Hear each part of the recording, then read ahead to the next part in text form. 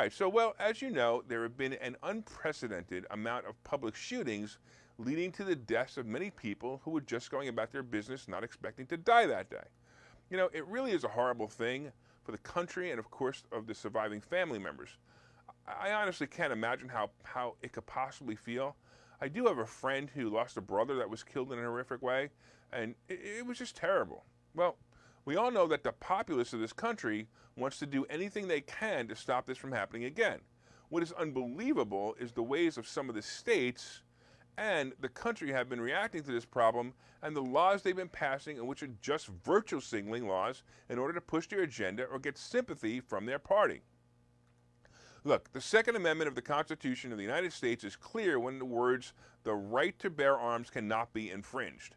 We do, of course, have states that are trying to circumvent this constitutional amendment by making it so difficult to buy or keep weapons that they keep passing laws that are either unconstitutional or simply useless and unenforceable in nature. Here's some of the ways the states are screwing with people. The latest is Governor Useless in California. His state just passed a law that is so ambiguous that it puts every gun shop in danger of being sued. The law in a nutshell says the following: gun makers and dealers in California will be required to block firearm sales to anyone they have a reasonable cause to believe is a substantial risk of using a gun. It could even be illegally or harming themselves or others. This could be the substantial risk, right? This law won't actually stop crazy people from killing others. In fact, it will actually cause gun shops to be sued for things like discrimination more than they've ever been sued for violating this law. I mean, look, and can you imagine like a small gun shop who's afraid to sell a gun to someone because that person looks like a stereotypical killer or a nutcase? What if that person is black and the gun owner and the gun shop owner feels that they're a threat because they're a rough and tough looking? I mean, imagine Mr. T in his prime walks into a gun shop with all his gold and goes, "Give me a gun." I mean, really? Would you sell that guy a gun knowing that you could be sued because you sold him a gun? And if the gun owner refuses to sell him a gun, the shop will be sued for discrimination. On the other hand, if a pleasant person walks into the gun shop, "Hi, I'd like to buy a gun," and a few days later has a meltdown, how could the gun shop owner, who will now be sued, know not to sell this person a gun? Do we need the gun shop owner workers to be psychologists to be qualified to sell guns? So this new gun law, which is nothing but virtue signaling mess, gets added to the list of dumb laws that either do nothing or restrict people so much that they can't enjoy their Second Amendment rights.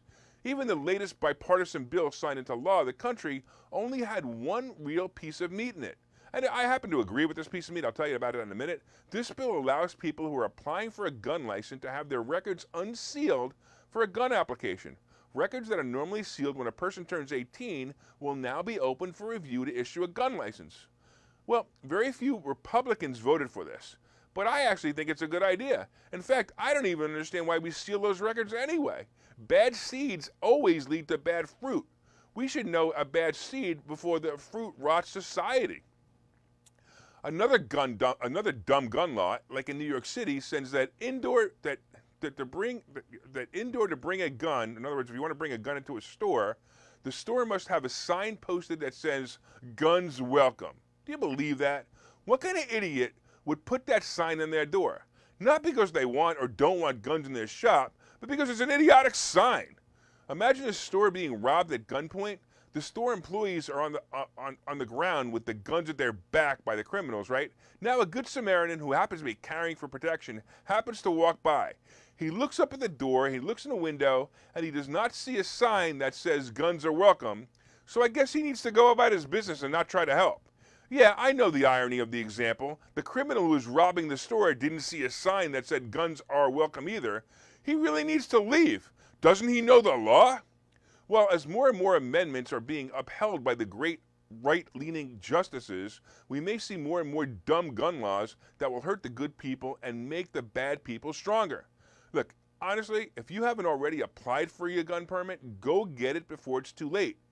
Even if you never intend to get a gun, you should still have the permit in case you can't get one in the future. Because believe me, they're going to make it tougher and tougher to get one. I mean, it's ridiculous what's going on. Let's take guns away from the people who are responsible and make sure that the people who are irresponsible can still get them. What's happening to this country? It's unbelievable.